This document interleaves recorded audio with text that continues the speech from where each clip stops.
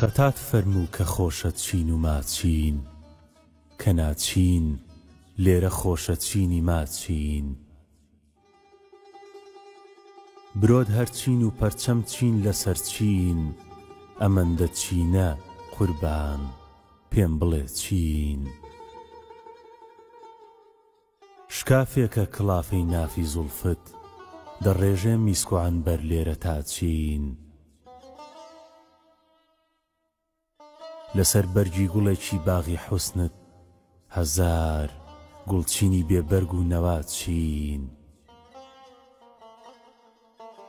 ئەتۆ میهری و ماڕوویان ستارن لە خزمەت شەوقی تۆدا شەوت شرات چین